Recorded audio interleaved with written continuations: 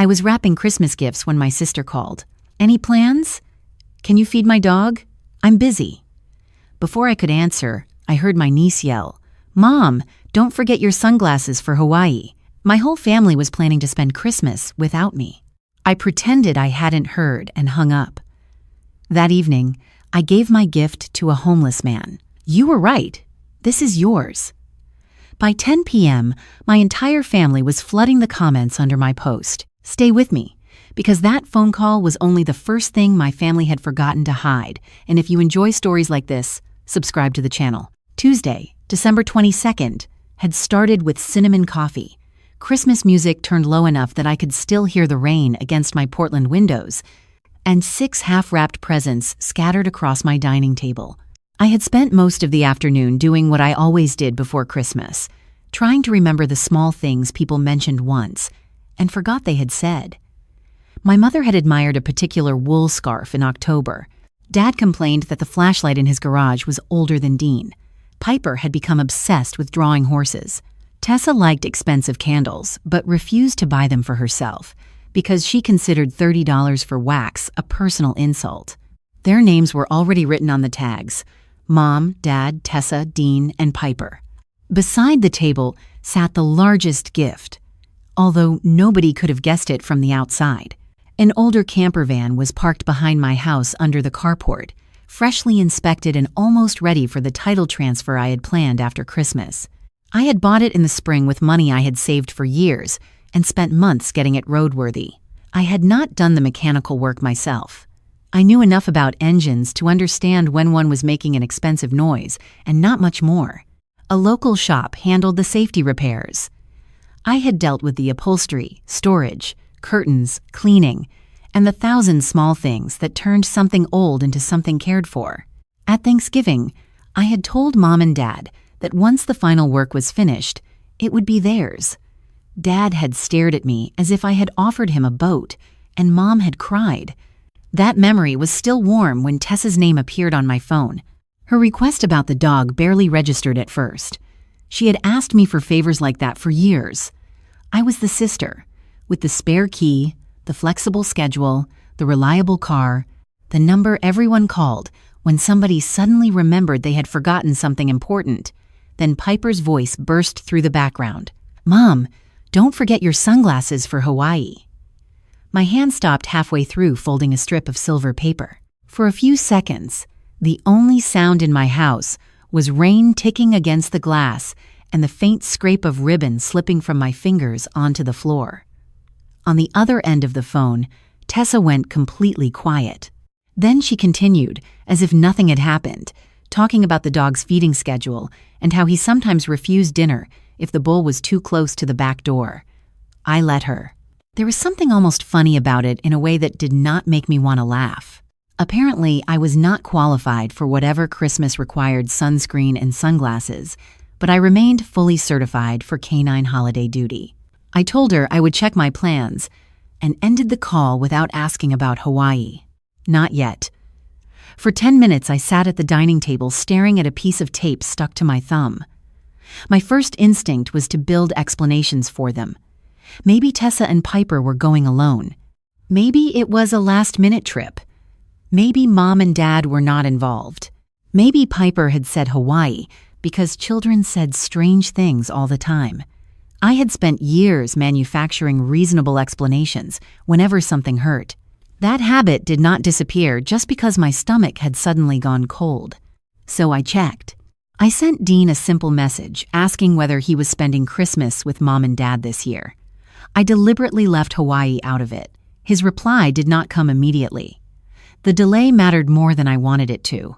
Eventually, he wrote that Tessa had said she was going to tell me. Then came the part that made the room around me feel strangely distant. They were all flying out the next morning. Mom, Dad, Tessa, Piper, and Dean. Honolulu. Christmas without me. Dean added that he had assumed someone had explained it. He did not offer an explanation for why he had never mentioned it himself. I placed the phone face down. Across the table, my family's Christmas gifts looked different now. Nothing about them had physically changed.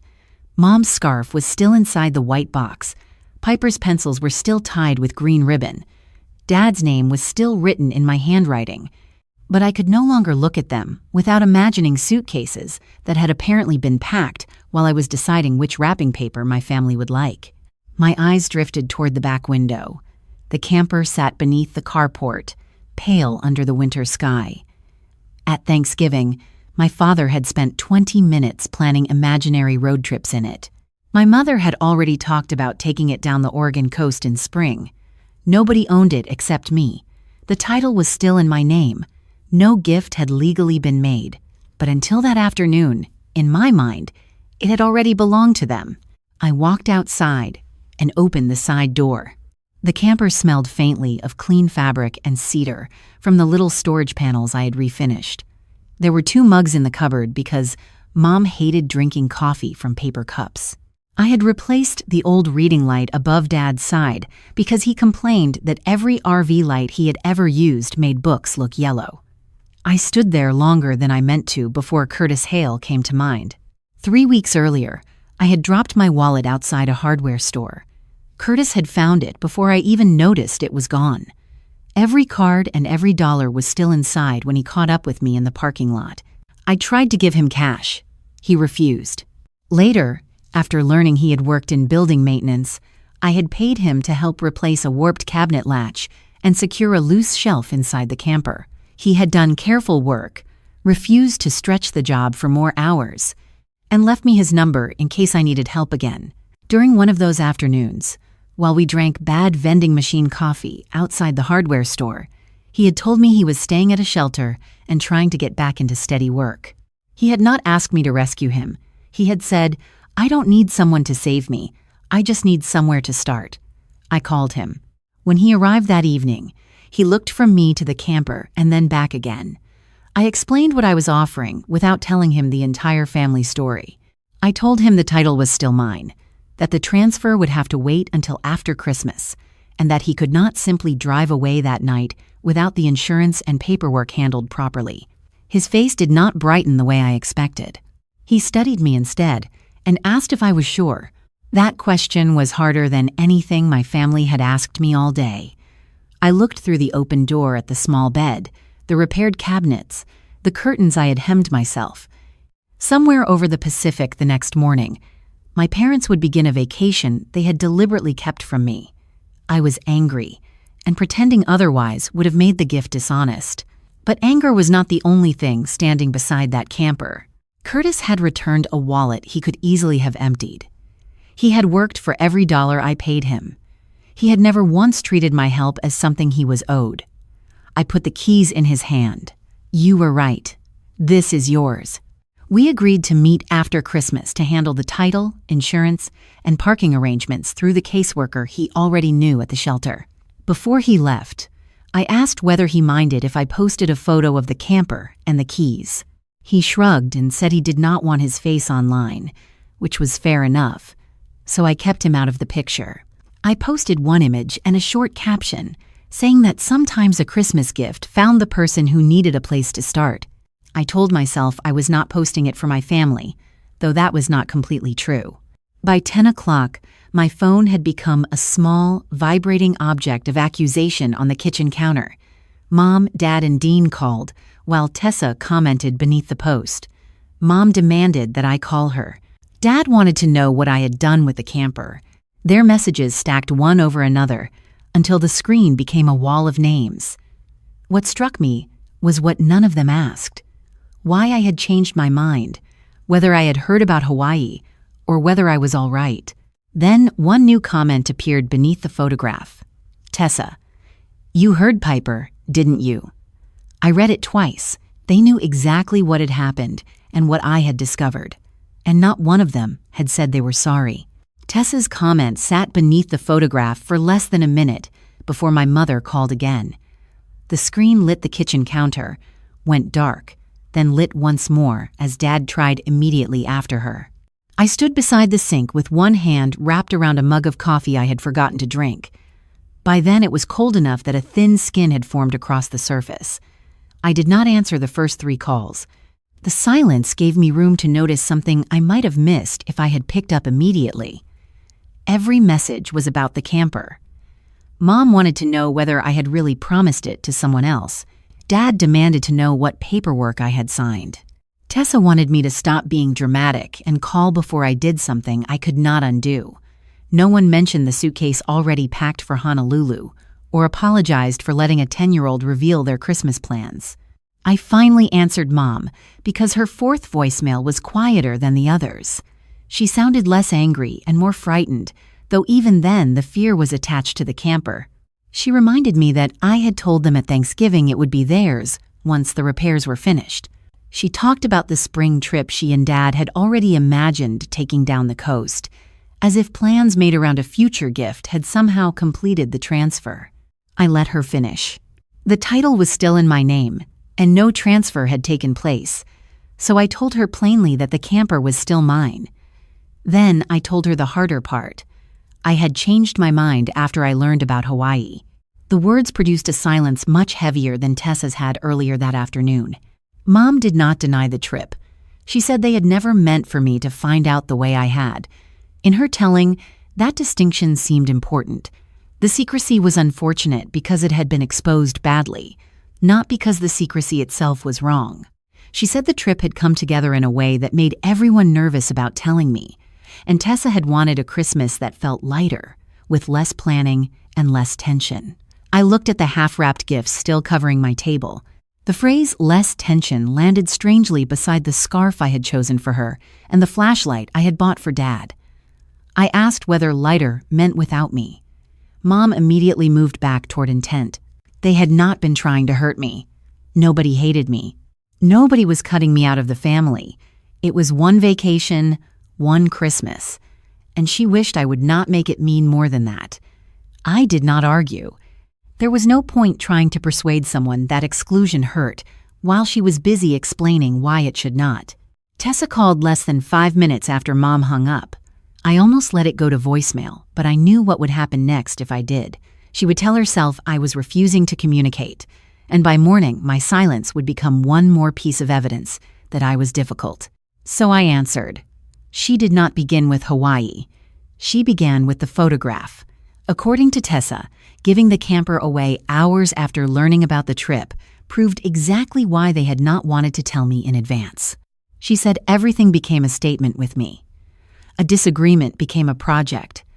A hurt feeling became an action everyone else had to deal with. That accusation landed differently than Mom's excuses because it contained enough truth to make me uncomfortable. I had changed the gift because I was hurt, and I had posted the photograph knowing my family would probably see it. Pretending otherwise would have been dishonest. But Tessa was trying to use my reaction as retroactive permission for the thing that had caused it. You don't get to use my reaction to justify what you did before I reacted. It was the only sentence I said that I wanted her to remember. She went quiet for a moment, then shifted to the dog. She had arranged her entire departure around the assumption that I would take care of Baxter. She reminded me where the spare key was and started listing his morning routine, as though our earlier call had ended with my agreement, instead of my saying I would check my plans. I stopped her and reminded her that I had never said yes. The fact seemed to genuinely surprise her. For years, my family had developed a strange habit of treating my availability as a shared resource. If I did not explicitly say no, they heard yes. If I hesitated, they waited for me to solve whatever problem had been placed in front of me. This time, I left the responsibility where it belonged. Tessa would need to arrange a kennel or hire a sitter before her flight. Baxter was not responsible for any of this, but that did not make him my obligation. By midnight, she had found a boarding facility with an opening. She had been inconvenienced and spent money she had not planned to spend, but she had solved her own problem. The world had not collapsed because I refused to fix it. Curtis texted shortly afterward to ask whether I wanted the camper left, where it was until the transfer was official. I told him yes. It would stay parked until the after-Christmas paperwork was handled. He did not push, and that small absence of entitlement tightened my throat more than gratitude would have. Around 1 a.m, Dean finally called. His name had appeared several times earlier, but unlike Mom and Tessa, he had not filled my voicemail with demands. When I listened to the one message he had left, His voice sounded tired. He said only that he should have told me. I called him back. He admitted the truth in pieces, and most of it was worse for being ordinary. He had known for weeks. Tessa had suggested Hawaii, Mom and Dad had agreed, and Dean had accepted the trip almost immediately. Nobody had held a family meeting about how to hurt me. Nobody had voted to punish me.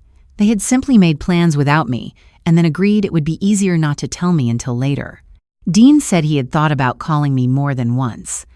Each time, he had told himself it was not his decision, and therefore not his responsibility. He wanted the vacation. He did not want Tessa angry with him. He did not want Mom asking why he was making things complicated. So he stayed quiet. That confession hurt in a different way from Tessa's cruelty. Tessa had an argument ready for everything.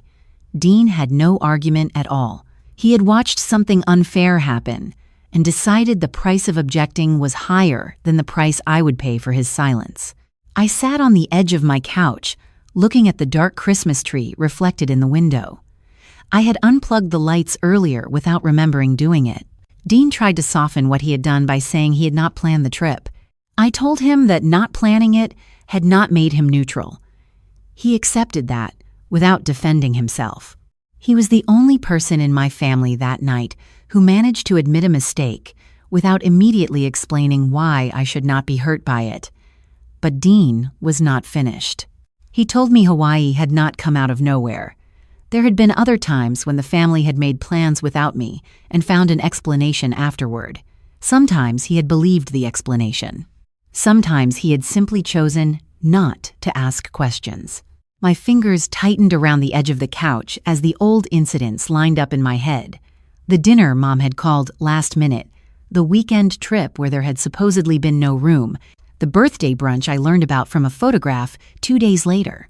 I had filed each one under bad timing. Dean's next words pulled them into the same pattern. Hawaii is just the first time you caught us before it was over. Dean's last sentence stayed with me long after the call ended. I sat on the couch with the Christmas tree dark behind me and began pulling old memories apart. Until that night, I had treated them as unrelated disappointments, each one small enough to excuse on its own. A dinner Mom said had been moved at the last minute, a weekend on the coast where Tessa claimed there had not been enough bedrooms, a birthday brunch I learned about from a photograph after spending the morning answering Dad's questions about his insurance portal. There had always been an explanation, and often it had sounded reasonable enough to keep the pattern hidden. The next morning, December 23rd, I woke before 6 to the sound of rain ticking against the bedroom window. My phone showed a handful of messages from family members preparing to leave for the airport, but none of them said anything I needed to answer. Tessa confirmed Baxter had been boarded. Mom sent a photograph of 2 suitcases by the front door and then deleted it before I could decide whether the picture had been intended for me. Dean sent nothing. By then, they were hours from boarding a plane to Honolulu. I made coffee, turned the Christmas tree lights back on, and sat at the dining table where the half-wrapped gifts were still waiting. The ribbon I had cut from Mom's scarf had curled overnight. Piper's horse pencils and Dad's flashlight were still where I had left them. The pattern was suddenly hard to ignore. Mom called me for appointments, Dad for account problems, Tessa for errands, and Dean for practical advice. I was woven into the responsibilities of family life, while the spontaneous dinners, photographs, and weekends away kept finding reasons to happen without me. The thought was satisfying for about 30 seconds because it made everything clean. They used me, I gave. They excluded me, I suffered. Then Dean called from the airport and ruined that simple version. I could hear terminal noise behind him, announcements blurred by distance and the scrape of rolling luggage. He said he had been thinking about our conversation, and there was something he had not said because he knew I was already hurt.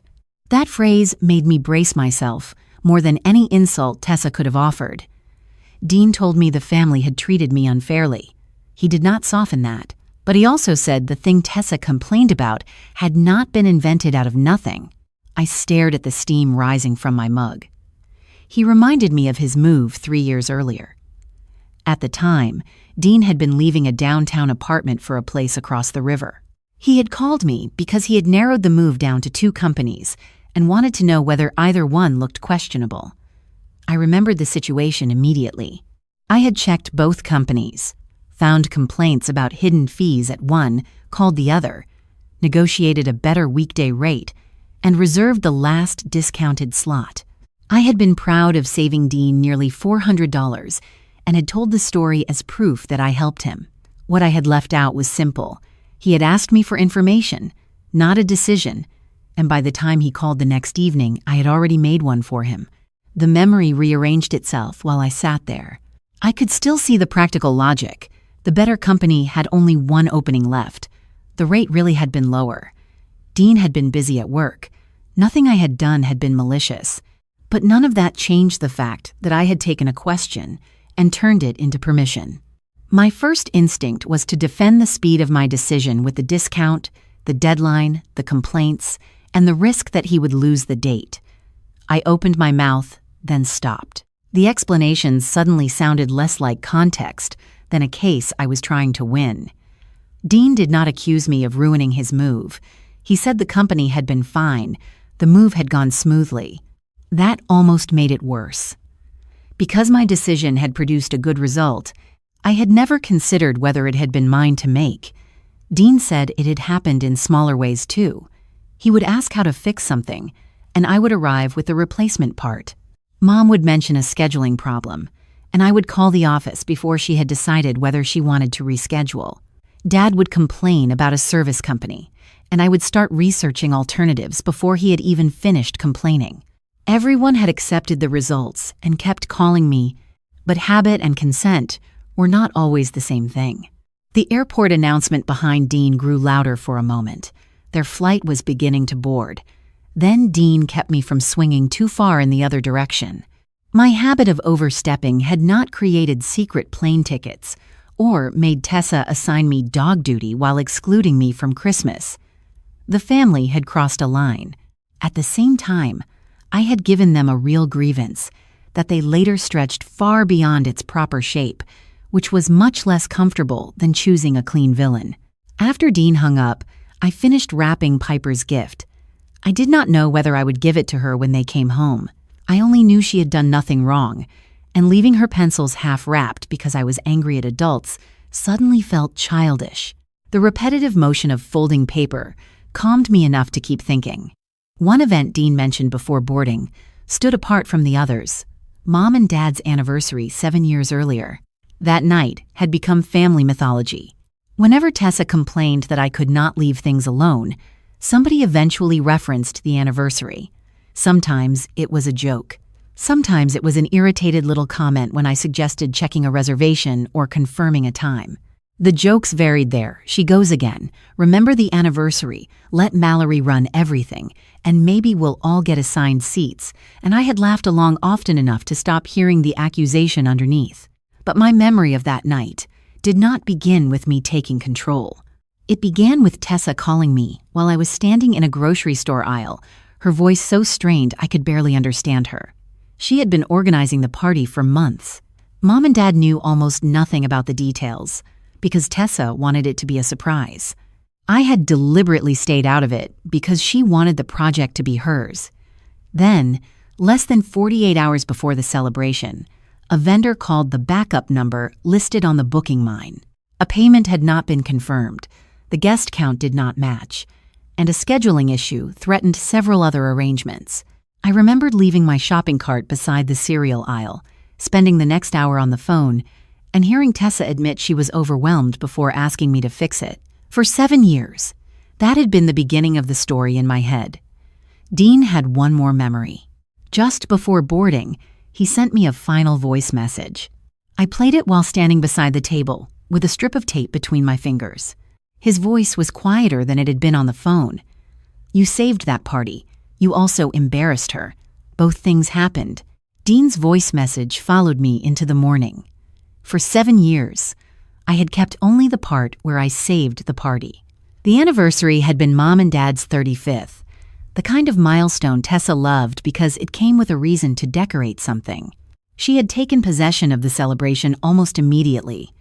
She chose the restaurant, argued for a private room, picked a cream and gold theme, ordered printed menus, and spent weeks sending me photographs of flower arrangements I had not asked to see. I had stayed out of it on purpose.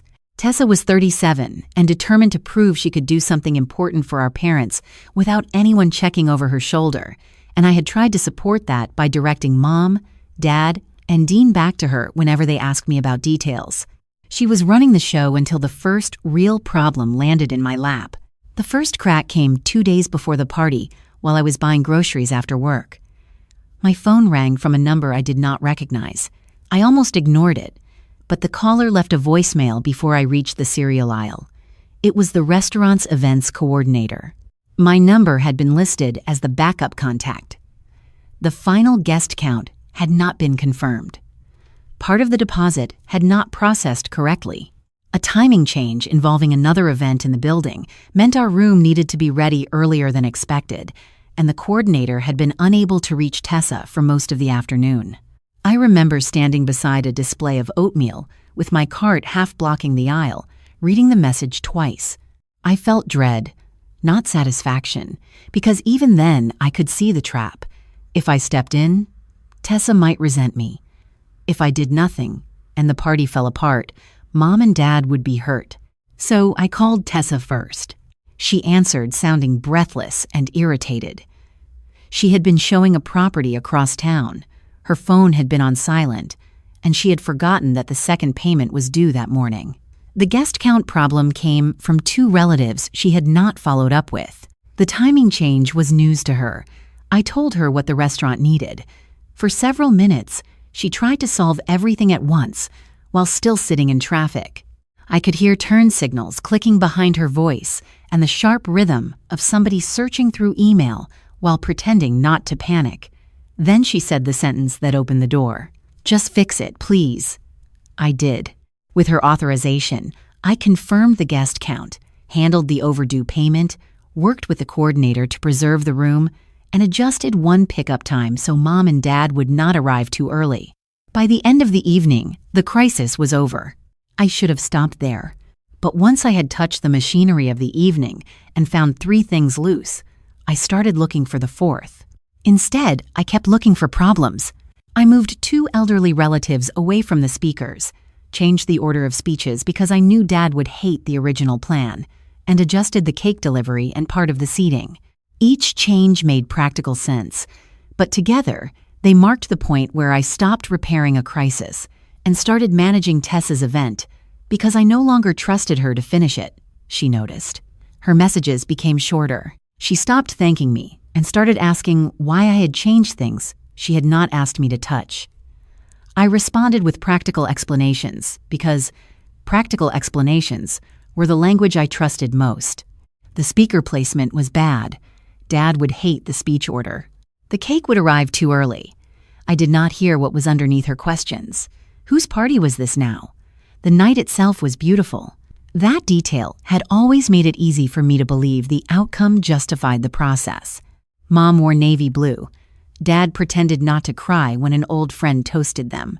The restaurant lights reflected off the gold lettering Tessa had chosen for the menus. And for a few hours, the room felt warm enough to hold every complicated thing our family had become. Tessa moved through the tables, smiling, checking on people, making sure Mom's glass stayed full. She was good at that part, better than I was. I noticed Tessa was good at making people feel welcome, but I did not value that properly. Near the end of dinner, the events coordinator thanked me loudly for helping save the evening. An aunt joined in, and Dad joked that if anything needed organizing, they should put my name on it from the beginning.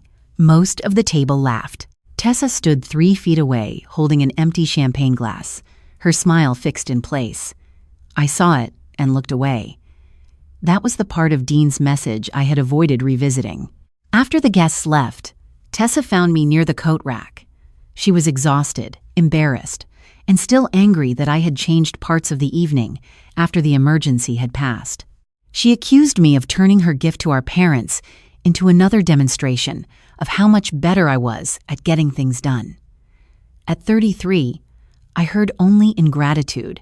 I had spent 2 days cleaning up what she failed to finish. I had used my lunch break, my evenings, and half a workday, making sure Mom and Dad never knew how close the party had come to unraveling. So instead of hearing her humiliation, I sharpened mine. Next time, let me handle it before it becomes an emergency. Even 7 years later, I remembered the exact change in her face. Her shoulders went still before she placed the empty glass on a tray and walked away. At the time, I told myself she deserved the sentence. I had never asked myself what it cost her to hear it. The story changed slowly after that. At first, Tessa joked that I had hijacked the anniversary. Then the joke became family shorthand.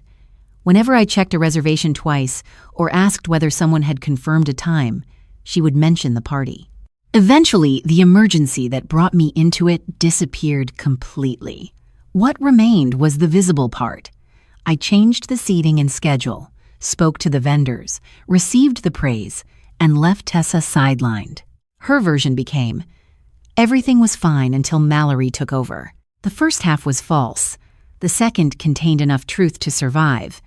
That was what made the years afterward so difficult to untangle. Mom and Dad had known there were problems before I stepped in. Not every detail, but enough. They knew the restaurant had struggled to reach Tessa. They knew I had become involved because something needed fixing. And yet, as the years passed, neither of them corrected the shorter version. They laughed when Tessa told it. Dad occasionally repeated it himself. Mom used it whenever she wanted me to back off from something without having a harder conversation about where helping ended and controlling began. I had interpreted their silence as forgetfulness. Now, I was less certain. Sitting at my dining table with Dean's voice message still open, I no longer needed the anniversary to produce a hero. Tessa had created a real crisis. I had rescued it, and then gone farther than I was asked, and she later distorted that overreach into the whole story. My family had been unfair to me, but the distortion had survived because I had given it something real to hold on to. By Christmas Eve, the house had settled into a kind of silence I had never noticed before. Not peaceful silence, more like the quiet left behind after people move furniture out of a room and the walls suddenly seemed too large. The gifts were still under my tree. I had finished wrapping them because leaving them scattered across the dining table had started to feel like letting the argument occupy physical space in my home. Piper's horse pencils went beneath the branches beside Mom's scarf and Dad's flashlight. Tessa's candle stayed in its box, and Dean's gift sat half hidden by the tree skirt. I did not know who would receive what when everyone came home, and I let the questions stay unanswered. The family had landed in Honolulu the previous afternoon. I knew only because Dean sent a short message saying they had arrived safely. He did not send photographs or try to make the trip sound miserable on my behalf. Hawaii was probably beautiful, and accepting that hurt less than turning their vacation into an imaginary punishment just to make my own feelings easier to organize. At a little after 9 that morning, Mom texted. Her message was not about Christmas. Their return reservation had a problem. One confirmation showed a different departure time, and nobody was sure which itinerary was current. Then Mom wrote the sentence that used to activate me automatically. Can you just handle it? You're better at this stuff. Normally, I would have opened the airline site, called the carrier, and stayed with the problem until everybody had a corrected itinerary. This time, I sent Mom the customer service number, the page she needed, and the reservation code to have ready. Then I put my phone down. Mom replied 20 minutes later asking whether I could call because she did not want to spend Christmas Eve waiting on hold. I stared at the sentence until the screen dimmed. I had absorbed so many small inconveniences for my family that they had stopped looking like favors and started looking like infrastructure.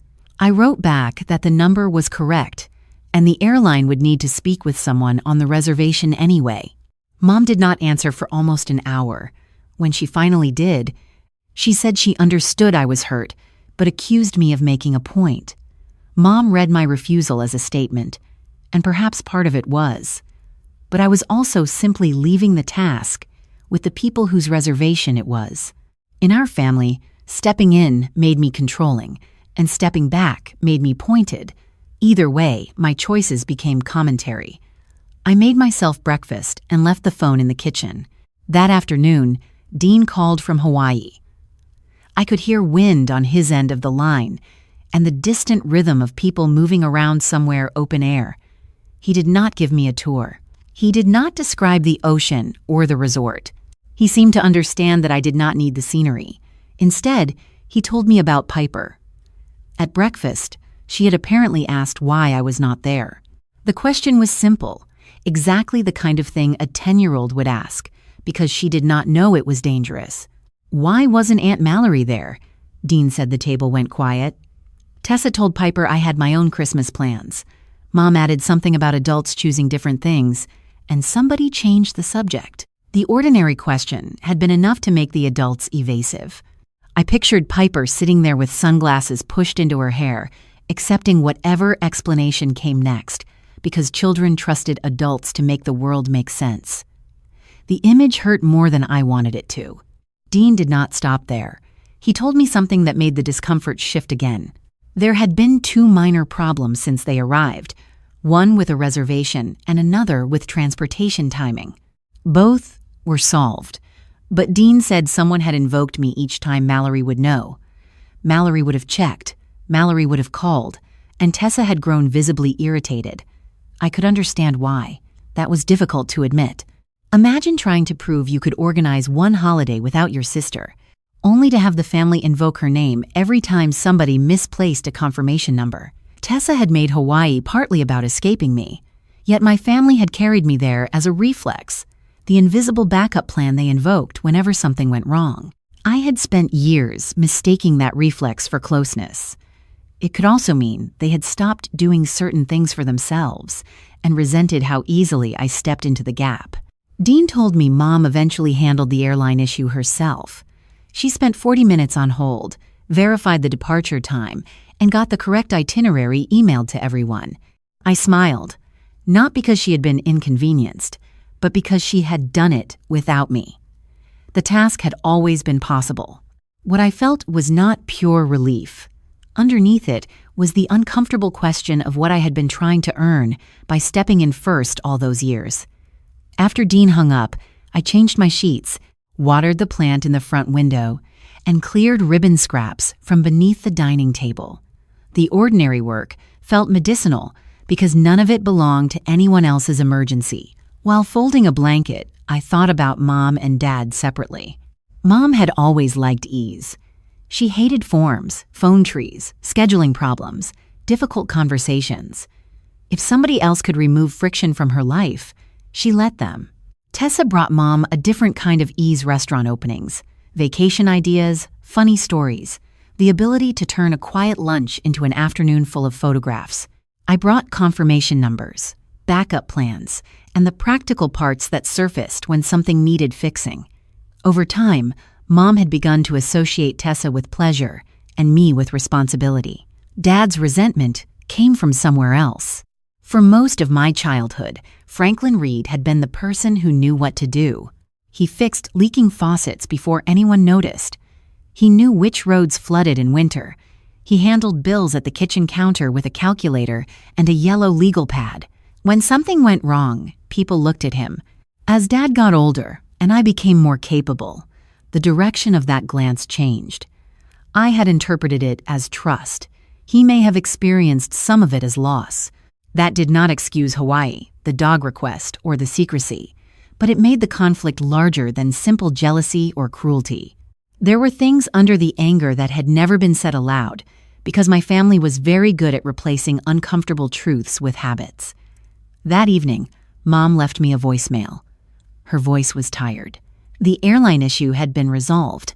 She said she wished I had helped, instead of forcing everyone to prove they could manage without me. Then she corrected herself, as though even she heard how strange that sounded. After a pause, she said what she had apparently been trying not to say for years. They had wanted one Christmas where they did not feel managed. I stood in the dark kitchen, with the voicemail still playing against my ear. Outside, rain moved softly across the windows. The Christmas tree reflected in the glass behind me. Every light doubled against the night. For years, I had thought solving their problems was one way I loved them. Mom's voicemail made clear that they had begun experiencing some of it as management. By Sunday morning, December 27th. The rain had finally stopped. Portland looked rinsed clean outside my windows, the pavement dark and shining beneath a pale winter sky. Christmas had passed without disaster. No one had needed me to rescue a flight, find a missing document, drive across town, or repair a holiday somebody else had forgotten to prepare for. I had eaten dinner alone on Christmas night, but I had not been miserable every minute of it. That surprised me. There had been grief. I caught myself setting out 2 coffee mugs before remembering there was nobody coming over, and cooking for one felt oddly purposeless after years of making enough food to send everyone home with leftovers. But there had also been quiet. I slept late, watched an old movie without pausing it to answer anyone's questions, and ate pie directly from the pan at 11:30, because apparently adulthood had some benefits nobody mentioned. That morning, Curtis met me beside the camper. The van was still parked exactly where we had left it on December 22nd. Curtis had not tried to use it before the after-Christmas transfer could be handled properly, and he had accepted that delay without complaint. He arrived carrying a paper cup of coffee and a battered folder containing the identification and information his shelter caseworker had told him to bring. There was no reverence in the way he approached the camper. He checked the tires. He asked about the inspection. He wanted to know when the battery had last been replaced and whether the roof had ever leaked. That practicality calmed me. In his hands, the camper was becoming less of a symbol and more of what it actually was: transportation, a bed, and a way to reach jobs that otherwise required 2 buses and a transfer. We sat inside while I showed him the maintenance receipts and the notes from the mechanic. The air still carried a trace of cedar from the storage panels. Morning light came through the small side window and fell across the curtains I had sewn for Mom. Curtis looked around slowly, then shook his head. When I said I needed somewhere to start, I was thinking maybe a bus pass. The laugh came out of me before I could stop it, the first genuine one since Piper said Hawaii. For a few seconds, the van became ridiculous in the best possible way. 2 adults sitting inside a used camper on a cold Sunday morning, discussing registration forms because one of us had badly underestimated what the other meant by a starting point. Then Curtis's expression changed. He placed his coffee between his boots and looked at me with the same careful attention he had used when checking the tires. He asked something I had hoped nobody would. "Are you giving me this because you want to help me, or because you want them to lose it? There are questions that make you defensive because they are unfair. That one made me defensive because it was accurate." I looked toward the little cupboard where I had placed 2 mugs for my parents months earlier. I had removed them before Curtis arrived. They were back in my kitchen now, washed and stacked beside my own dishes. 4 days earlier, when I put the keys in his hand, I had been furious. My family had packed for Hawaii while I wrapped their presents. Tessa had expected me to feed Baxter, and my parents had already imagined trips in a camper that still belonged to me. Their first reaction to my post had been fear that the gift was gone. I could have dressed that moment up as pure generosity, but it was not. Both crossed my mind. The word sounded small inside the camper. I told him I had wanted to help him before Hawaii. I had thought about whether there was something practical I could do after he worked on the cabinet and told me about the transportation problems that kept shrinking his job options. But I had not planned to give him the camper. Not until that phone call. Not until I learned what my family had done. Part of me had wanted them to feel the absence of something they had already decided belonged to them. Curtis listened without trying to make the admission cleaner. He said he would accept the camper only if the gift was real. Once the title transferred, it would be his, not something I could reclaim after an apology or use as leverage in a family argument. That landed with more weight than I expected. I had spent years entering other people's problems and making decisions because I believed I knew what would produce the best outcome. Curtis was asking me to prove I could give something without keeping invisible control over it afterward. I told him the camper would be his. That part of the decision, at least, was no longer uncertain. We spent the next hour on the practical steps. His caseworker had already identified a transitional program with legal overnight parking, and once offices reopened, we could complete the transfer and insurance before he used the van regularly. Curtis wrote the remaining phone numbers and office hours on the back of an old envelope. The ordinariness suited the moment. Nothing about rebuilding a life needed to look cinematic. When we finished, Curtis leaned back against the seat and asked what my parents had been supposed to give me for Christmas. I said I did not know. He seemed to think I had misunderstood. Then he asked the question differently. What were you supposed to get? I opened my mouth. Nothing came. I knew exactly what I had chosen for everybody else. Mom's scarf, Dad's flashlight, Tessa's candle, Dean's barbecue gift card, Piper's horse pencils, and I knew the smaller preferences behind each choice. I could not remember the last time anyone had asked what I wanted for no practical reason, simply because I wanted it. I sat there long enough that Curtis stopped waiting for an answer. The silence embarrassed me. I had spent years remembering needs, anticipating problems, and making things easier for other people, until I had become far less practiced at asking what I wanted for myself. Curtis did not turn the moment into advice. He picked up his coffee, discovered it had gone cold, made a face, and changed the subject to the insurance paperwork. I was grateful. Some questions needed time more than answers. That afternoon, after Curtis left, I went back inside and opened the closet where I had put the remaining Christmas gifts. I neither threw the gifts away nor mailed them. I closed the closet without making another decision, simply because one was available. Around 5, Dean called.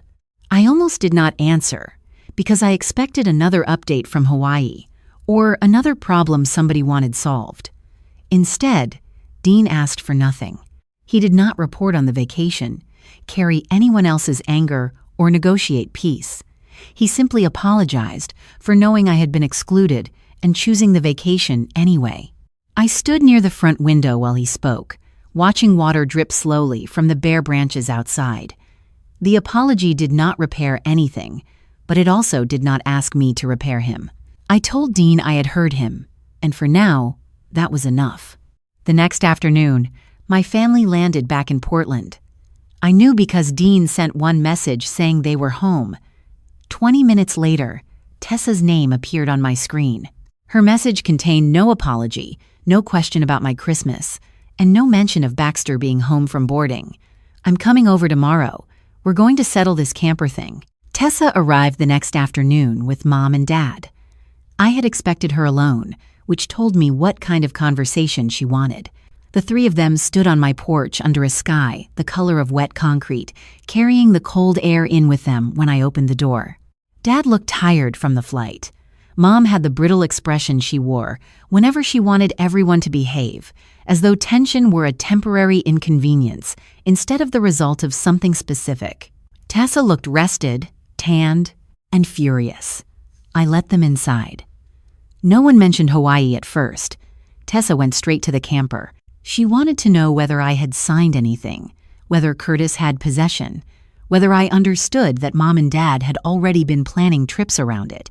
Her words came quickly, but I did not answer them one by one. I had spent enough years being pulled into other people's urgency. I told her the title was still being transferred properly and that the camper had been mine to give. Then I asked the only question I cared about. Why did you ask me to watch Baxter if you didn't want me at Christmas? Mom stopped adjusting the strap of her purse, and Tessa's mouth tightened. The question left no room to retreat into ownership, paperwork, or whether I had overreacted. Tessa looked at me as though the answer should have been obvious. Because you were home. You always handle things. What unsettled me was how ordinary her answer sounded. In Tessa's mind, excluding me from Christmas and assigning me a responsibility were not opposites. Hawaii was pleasure. Baxter was a task. She had never questioned why the person left freed out of one should automatically absorb the other. I folded my arms, not because I was trying to look strong, but because my hands had started to shake. I told her that was the part she still did not understand. She wanted a holiday where I was not present, but she still expected access to the version of me that made life easier. Tessa did not deny it. Instead, she said she was tired of every family event bending toward me, tired of everyone looking at me when a reservation was wrong, a plan changed, a question came up, She said she wanted one holiday where nobody asked what Mallory thought, whether Mallory had checked, whether Mallory had a better way. The anger in Tessa's voice carried real humiliation. Calling it simple jealousy would have been easier, but Dean's moving company story and the anniversary had already shown me that my habit of stepping into problems before other people finished deciding what they wanted was real. Tessa had been wrong to hide Hawaii, without being wrong about every grievance that came before it.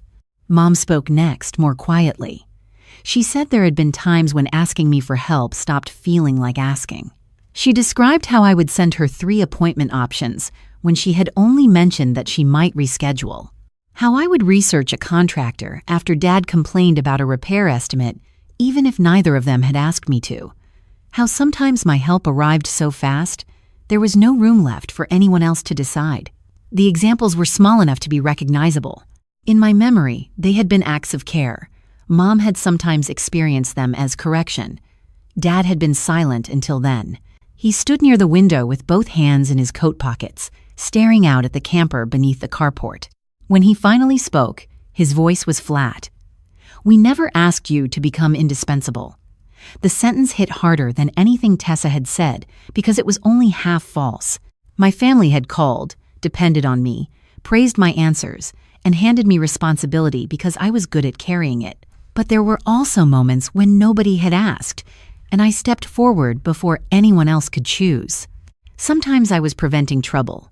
Sometimes I was also making myself necessary. I looked at Tessa. 7 years earlier, Tessa had created a real anniversary crisis and asked me to fix it. I had fixed it, then kept managing the seating, timing, speeches, and vendors because I no longer trusted her to finish the job. When people thanked me publicly, I accepted the praise, while her gift to our parents became proof of my competence. And afterward, I said something cruel because being technically right felt like permission. I told Tessa I remembered the whole thing now, without reducing it to either her version or mine. "You asked me to save the night," I said. "You didn't ask me to take the rest of it away from you." Tessa looked surprised rather than softened. I told her the sentence I had said afterward had been worse. I had been tired and angry, but that did not make it harmless. Telling her that next time I should handle things before they became an emergency had reduced her to her failure in front of me, and I understood why she never forgot it. Mom lowered her eyes while Dad shifted his weight, and the room stayed quiet for a few seconds. I would not let one honest admission become an explanation for everything. Understanding why Tessa was angry did not erase the weeks of secrecy. Dean's silence, Mom's pretense that there were no Christmas plans, or the expectation that I would care for Baxter while everyone else flew away. "That explains why you were angry with me," I said. "It doesn't explain lying to me and using me." Tessa's face hardened again. She said the secrecy had been necessary, because if they had told me, I would have turned the trip into another family crisis. She pointed toward the camper, as though it were proof. Her logic had closed around itself. They hid the trip because they expected me to react, and my reaction became proof that hiding it had been necessary. I had already admitted the camper decision was partly reactive. I had been hurt and wanted them to feel the loss of something they assumed they would receive. I did not take that back, and mixed motives did not make me willing to reverse a gift I had now made to Curtis. Tessa shook her head as if that settled the argument for her. To her, the admission erased everything else. Mom tried to smooth the edges by saying nobody wanted this to become permanent. She said family should be able to make mistakes without losing each other. I almost laughed, because family makes mistakes always seem to arrive after someone hurt me, never before they expected something from me. I looked at Dad. He had not moved from the window. Something about his silence felt different now. He had spent most of the conversation listening, while Tessa defended the trip, and Mom softened it. Once or twice, he had opened his mouth and closed it again. Then he turned away from the glass. His face had lost some of its certainty. "There's something about that anniversary I should have told you years ago." Dad did not explain himself that afternoon. The sentence about the anniversary hung in my living room long enough for Tessa to look at him sharply, but Mom interrupted before he could continue. She said everyone was tired, the flight had been long, and maybe this was not the time to dig through 7-year-old wounds while standing in my house arguing over a camper that no longer belonged to any of them. For once, I agreed about stopping. The anniversary still mattered, but another hour of talking would only blur what had already been said into exhaustion, repetition, and defensiveness. So I asked them to leave. Tessa went first. She did not slam the door.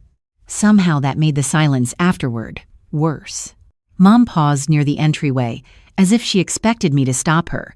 But I did not. Dad was last. He looked back once before stepping onto the porch. He said he would call me. Then I was alone again. The room carried the faint smell of wet coats, and the coffee none of them had finished. 3 cups sat on the table, each with a different amount left in the bottom.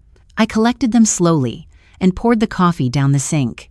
The conversation had given me something I had not expected: responsibility. For days, I had sorted my family's behavior into categories: secretive, entitled, cowardly, manipulative. Those labels still fit in places, but there was now another category I could no longer avoid: mine. The next morning, I called Dean. He had been helping Mom and Dad unpack from Hawaii and sounded surprised to hear from me. I told him I wanted to return to the moving company story. 3 years earlier, Dean had asked me to compare 2 moving companies, and I had turned that request into a completed decision. "You asked me for information?" I told him. "I made the decision for you. Saving you money didn't make that okay." Dean did not rush to reassure me. He said the move had gone well, but afterward he stopped mentioning certain problems until he already had a solution, because he worried I would take the whole thing out of his hands. That consequence mattered more than the saved money. I apologized without revisiting the deadline or the discount. There was nothing else the apology needed from me.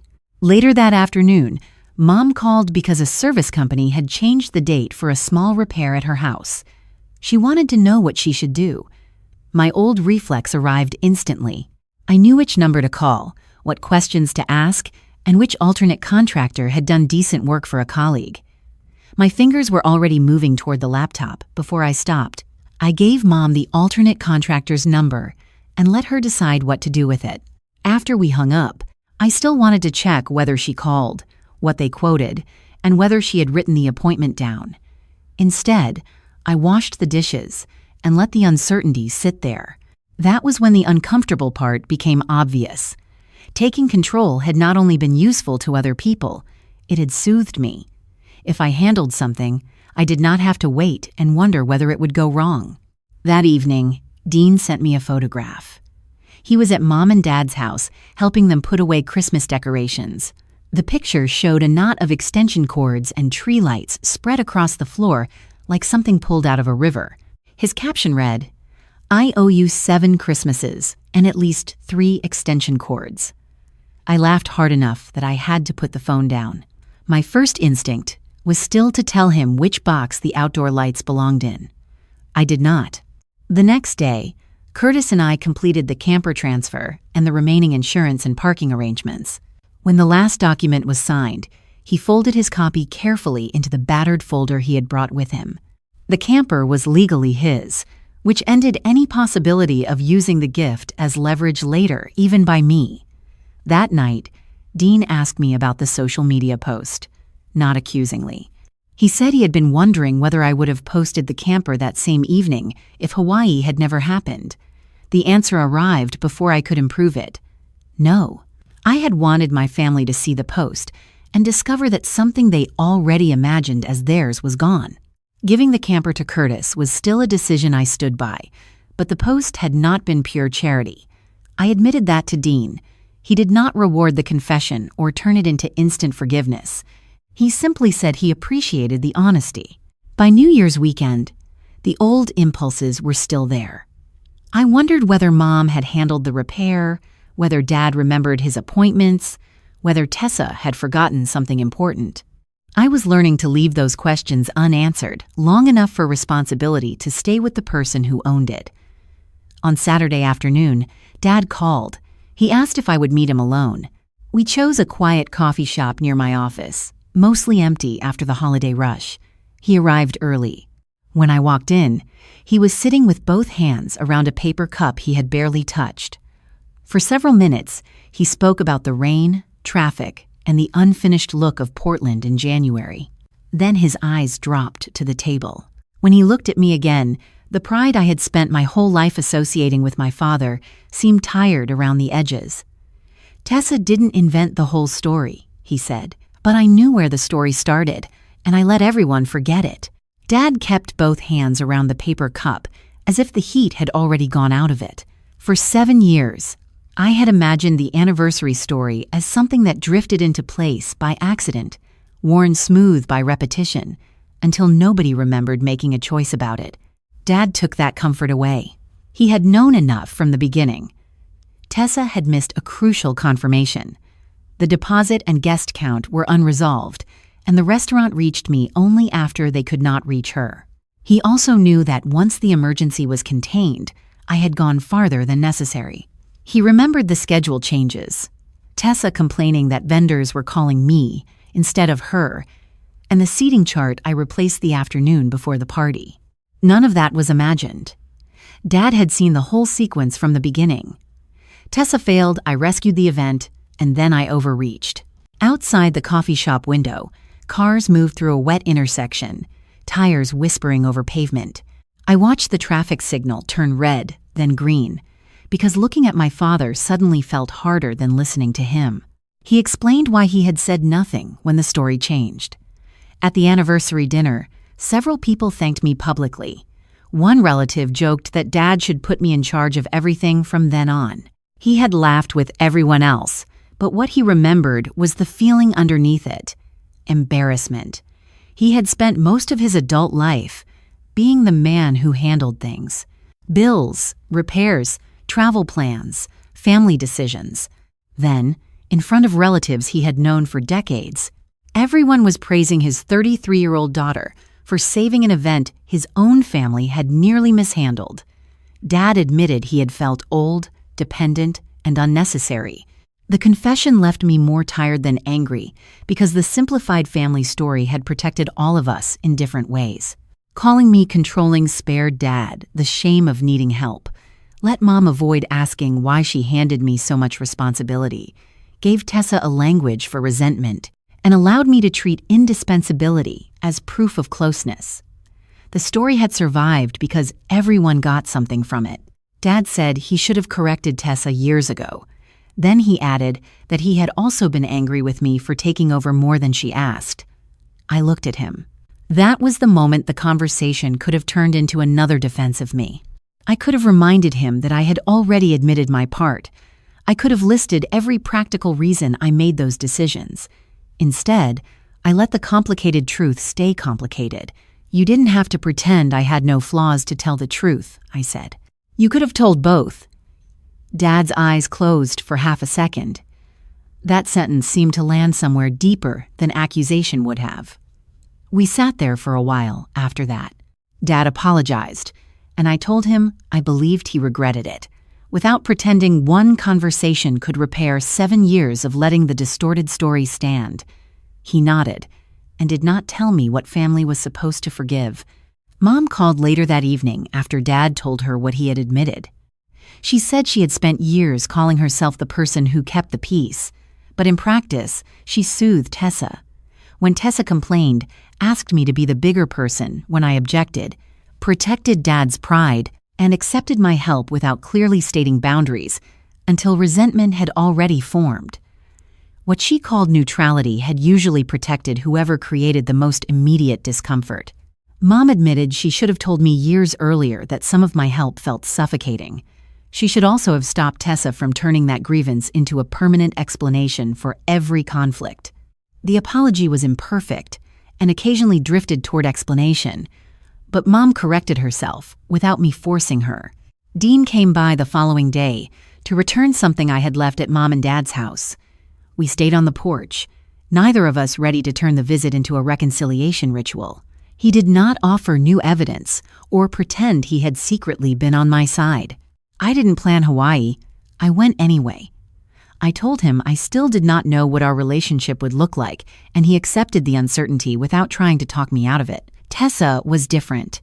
The more Mom and Dad stopped using "Mallory takes over" as an automatic answer, the angrier she became. Tessa no longer denied the anniversary crisis. Instead, she argued that the details did not matter because everyone had still been relieved to have Christmas without me managing them. Any irritation with me became proof that Hawaii had been justified, and every boundary became another example of control. Her argument no longer needed facts outside itself. What changed was that Mom and Dad stopped helping her maintain it. When Tessa complained that Mom had mishandled a small appointment and suggested somebody should call me to fix it, Mom told her she could handle it herself. When Tessa complained about an unfinished errand she had assumed Dean would do, Dad asked why she had not completed it. There was no speech or public punishment, only responsibility returning to the person who owned it. That change seemed to bother Tessa more than anything I could have said. A few relatives had also seen her comments under my camper post. One aunt privately asked Mom why Tessa had called it "our camper" if it had never belonged to anyone but me. Another relative heard about the Hawaii trip and apparently found the combination difficult to ignore.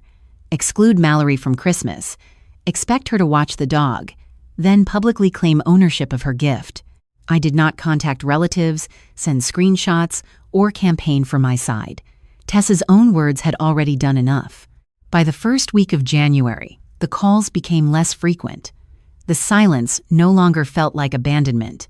It felt like space. Then, late one evening, my phone lit up with Tessa's name. Her message was short. "Fine. If you want out, stay out. Just don't expect us to come running when you need family." A few weeks earlier, that sentence would have found the oldest fear in me, that if I stopped being useful, there would be nobody left. I read it once, set the phone face down on the table, and noticed my hands were steady. The threat of losing the family I had spent years trying to earn no longer frightened me. By the middle of February, Portland had started doing that thing it did every year when winter was not finished but spring had begun testing the door. The mornings were still cold enough to fog the kitchen windows, yet small green shoots had appeared beneath the wet leaves along my walkway. The in-between season suited me better than it used to. Nothing in my family was fixed, but not everything was broken in the same way anymore. Curtis called me one Saturday morning from the parking area connected to the transitional program his caseworker had helped arrange. He had been using the camper legally for several weeks by then, and the practical difference was already showing. Having reliable transportation meant he could accept early maintenance shifts that had once been impossible because the buses did not run soon enough. A property management company had started giving him regular work 3 days a week, then 4 when another worker left. Curtis was not suddenly wealthy or magically free of every problem. He still had deposits, paperwork, savings goals, and housing lists ahead of him, but he now had regular income, a dry place to sleep, and somewhere to keep clean clothes without carrying his life in a backpack. The camper had become a practical tool in someone else's rebuilding. When he thanked me, I accepted it without using his progress as proof that every part of my original decision had been pure. My family was learning its own version of that lesson. Nothing spectacular happened to Tessa. She kept her job, her home, and her ordinary life. The consequence was smaller and harder to dismiss. People stopped automatically covering for her. When she volunteered to arrange something for Mom and Dad, she was expected to finish it. If she forgot a confirmation, nobody quietly called me. If she became overwhelmed, Mom stopped treating that as evidence that somebody else should absorb the task. Tessa hated the change. For years, she had resented being compared to me, while also benefiting from the fact that I cleaned up what she left unfinished. Once that safety net disappeared, she could no longer enjoy only the visible parts of responsibility. She had to do the boring parts too. Dad mentioned once that a family dinner nearly fell apart because Tessa forgot to confirm the reservation. In the old days, somebody would have called me before the problem became visible. This time they found another restaurant and carried on. The consequence was not ruin, but ownership of the responsibilities she accepted. The social part was quieter, but just as real.